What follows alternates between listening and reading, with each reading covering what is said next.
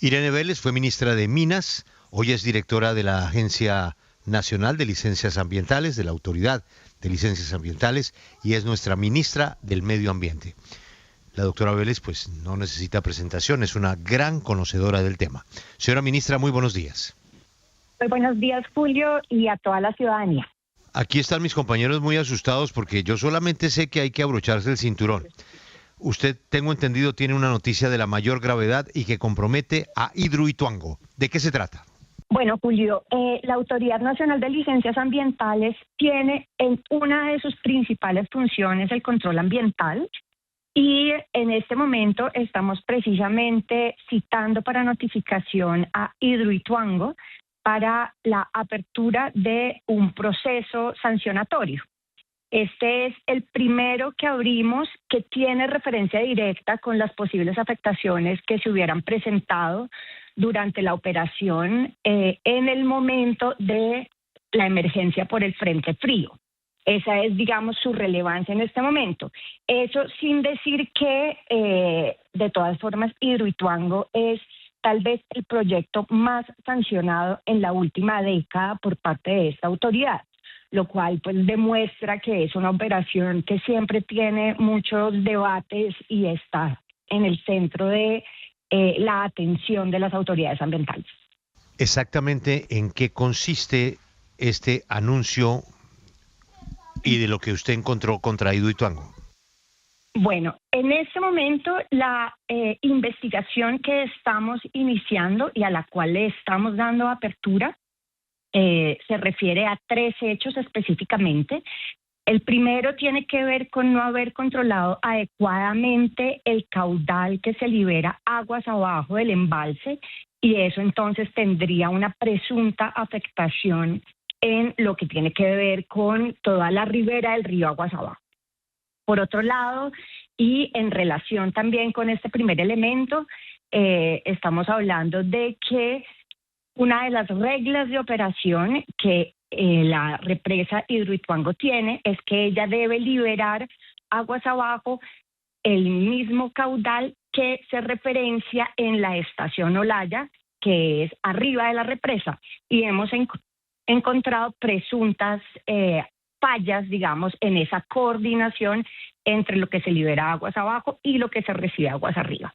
Y finalmente, un elemento que para mí es de la máxima relevancia ambiental y es que durante el último año, incluyendo parte del mes de marzo y todo el mes de febrero de 2026, se encontró que hubo una elevación de la cota entre la 408 y la 409, esto puede ser muy técnico, pero expliquémoslo con mayor claridad, es la altura de llenado del embalse que está permitida en este momento, que es la 408.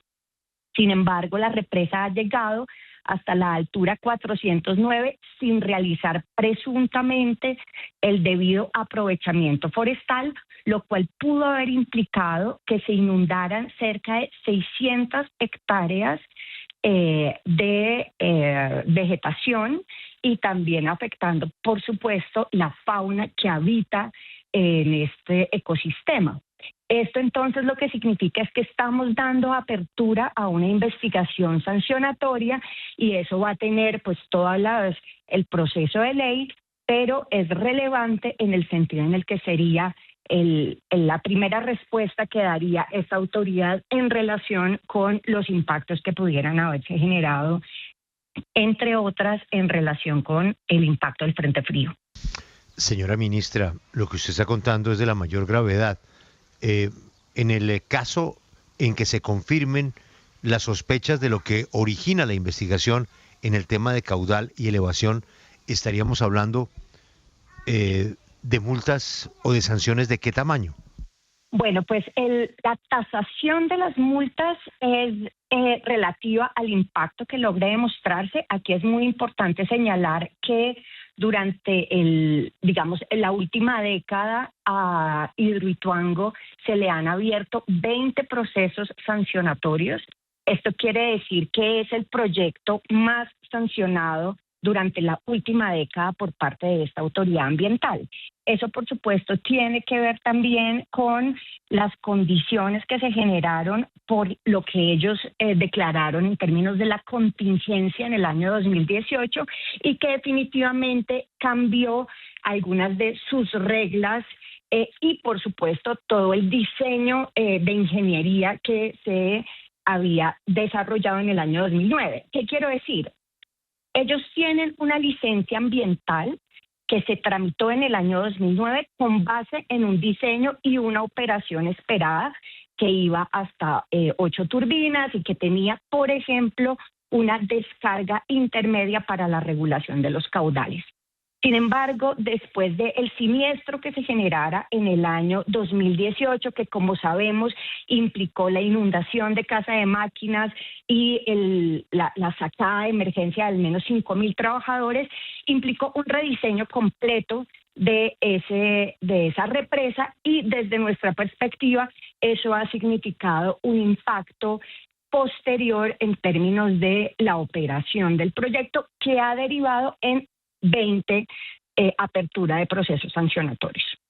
Cada uno tiene una tasación particular y puede llegar hasta 100 salarios mínimos mensuales vigentes dependiendo del tipo de afectación que se llegue. Quiero contarle, Julio, y a la ciudadanía que en el último año, durante el tiempo en que yo he sido directora de la ANLA, hemos hecho 124 sanciones por el orden de 82.000 millones de pesos de recaudo. Es decir, que las sanciones en el ámbito ambiental sí implican un recaudo importante para el sistema nacional ambiental. ¿Y eso más o menos cuándo se sabe? A ver, el proceso sancionatorio está reglado desde la ley ¿cómo? La ley 1333 y tiene 5, fases. La primera fase es la apertura, que es lo que en este caso estamos iniciando el día de hoy. Después sigue una formulación de cargos y luego un periodo probatorio, que es donde tanto la autoridad como el usuario tienen la responsabilidad, pero también el derecho de defenderse respecto a los cargos que se han formulado. Eso quiere decir que un proceso sancionatorio puede perfectamente durar hasta 5 años de acuerdo a esta ley que es del año 2009 y que fue actualizada recientemente en el año 2024. Ministra, ¿no le parece casual que usted esté haciendo este anuncio hoy, mientras que hace pocos días se anunció que la están investigando a usted? Pues Julio, yo creo que es posible que haya para algunos cierta incomodidad respecto a lo que significa ser sancionado. Y si vemos, por ejemplo, el hecho de que durante el último año, bajo mi gestión, logramos casi 9 veces el número de sanciones versus las sanciones que se lograron, por ejemplo, en promedio en el gobierno anterior, pues efectivamente esta es una administración que está dedicada de manera rigurosa al control ambiental y eso puede incomodar. Sin embargo, yo lo que quiero aquí decir es que este no es un tema personal, esto se trata de la función de la Autoridad de Licencias Ambientales, en donde una de las más importantes es precisamente el control. Nuestra función en ese sentido es asegurar que tenemos el cuidado ambiental máximo, de forma tal que que es un bien colectivo y primario para toda la ciudadanía, nosotros lo cuidamos de la mejor manera. El proceso sancionatorio además es largo, ¿no? O sea que esto no es una cosa que uno de la noche a la mañana decide hacer y por eso mismo no puede considerarse una retaliación, sino que es por el contrario un proceso de investigación que en el caso de estos cargos estarían hablando de presuntos hechos acontecidos durante el último año. Ministra, a finales de febrero, el director de la Unidad Nacional de Gestión del Riesgo, Carlos Carrillo, sostuvo reunión allí sobre Hidroituango con el gerente de Empresas Públicas y demostró a Empresas Públicas que todo se estaba manejando de manera adecuada y el director de la Unidad Nacional de Gestión del Riesgo así lo valoró. ¿No se contradice esa valoración de ese momento, precisamente cuando había incremento de las lluvias, con esta apertura que se está dando hoy por parte de su cartera? No, yo lo que aquí quiero decir es que nosotros tenemos diferentes funciones en el control, digamos, de la operación de un proyecto como este.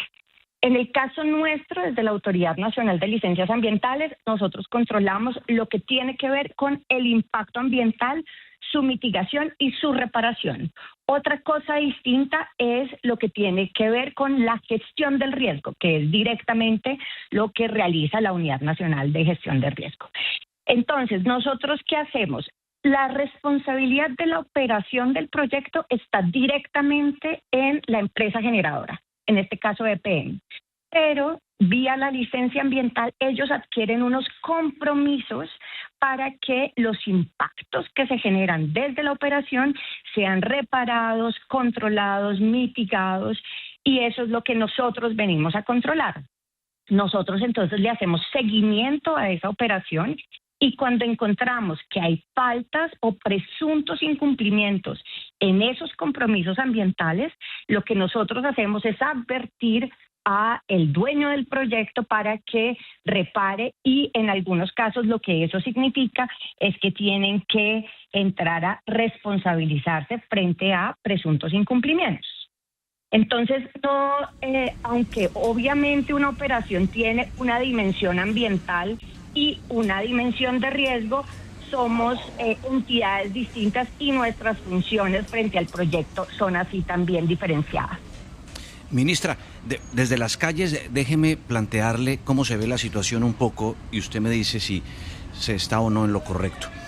¿Qué le diría a esos colombianos que sienten que el gobierno a veces es muy fuerte con algunos proyectos, pero demasiado suave con otros, dependiendo de la región y el dueño? Por ejemplo, Urrá pues abrió las compuertas y se inundó buena parte de Córdoba.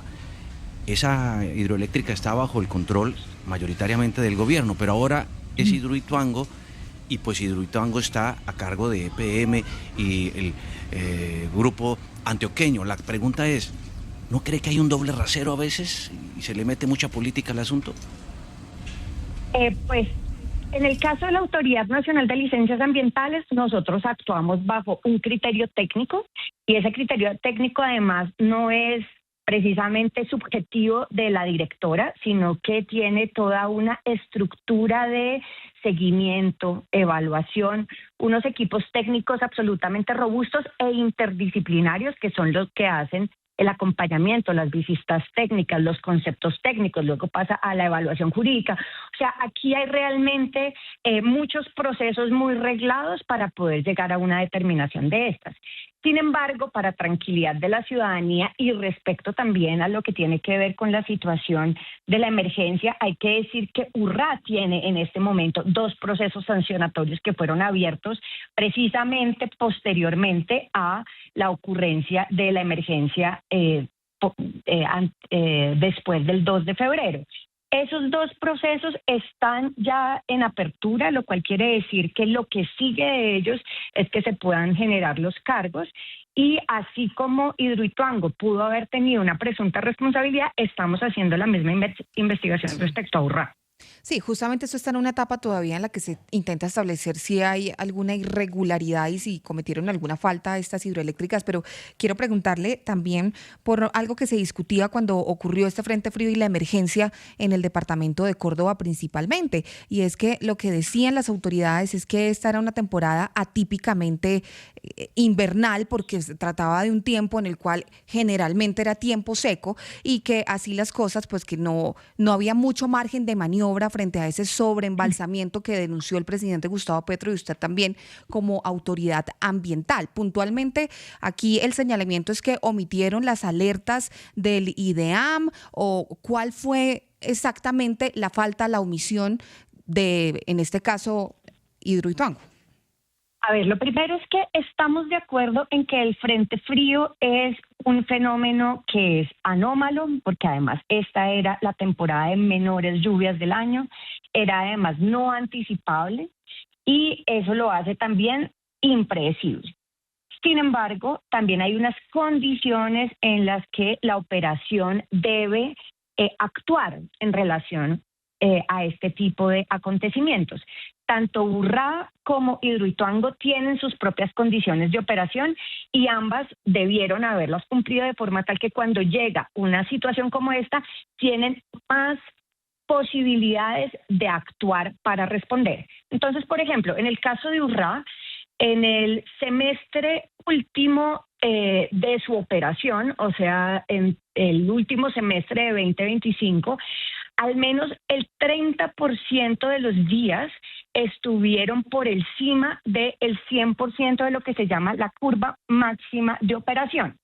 Eso quiere decir que estaban siempre, o no siempre, pero 30% de los días sobreembalsados. Esto, ¿qué es la implicación que trae frente a un acontecimiento como lluvias impredecibles? Pues que no tiene un espacio de vacío, un espacio de amortiguación suficiente para asumir o para confrontar, para ser resiliente frente a un acontecimiento como estos. Sí. En el caso de... Sí, señor. Ministra, pero es que yo le quiero insistir en algo en lo que también le señaló Juan Carlos Higuita desde Medellín, que conoce pues muy bien el asunto, pues porque está en Antioquia. Y es que la Unidad de Gestión del Riesgo, que también es un organismo del gobierno, ha hecho seguimiento permanente y constante a la forma como se está operando Hidroituango. Los monitorean todo el tiempo. Y lo que han encontrado, salvo que no nos hayan contado algo, es que las cosas se están haciendo bien. ¿No será que todo esto parte también un poco de la antipatía que siente el presidente Petro contra Hidroituango y la intención velada que tiene de desembalsarlo? No, yo creo que sería inexacto hablar de esa manera porque nuevamente les cuento, esta no es la primera proceso sancionatorio que se abre al proyecto Hidroituango. Como les venía diciendo, en el caso de la Autoridad de Licencias Ambientales, se han abierto 20 procesos de investigación sancionatoria en la última década. O sea que no tiene nada que ver con el hecho de que el presidente Gustavo Petro esté en este momento gobernando el país. Estamos hablando de que este proyecto, que puede tener una responsabilidad suficiente en el caso de la gestión del riesgo, si así lo estimó el doctor Carrillo. Sin embargo, tiene falencias en términos del cumplimiento de los compromisos ambientales. En este caso, lo que estamos advirtiendo en la apertura de este proceso sancionatorio es que hay una presunta incumplimiento en términos de haber inundado 600 hectáreas de vegetación, incluyendo ahí 60 hectáreas, incluyendo ahí los animales y las especies en veda, etcétera, y no se hizo haciendo los debidos procesos, por ejemplo, el aprovechamiento forestal. Ministra, entonces, una cosa es lo que tiene que ver con el riesgo, otra cosa es lo que tiene que ver con el impacto ambiental, que es a lo que nosotros nos dedicamos.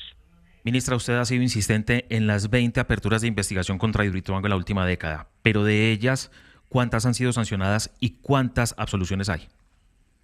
Nosotros tenemos en el total de los procesos contra Hidroituango 29, desde el momento en que comienza su construcción. De esos 29, 9 se han resuelto.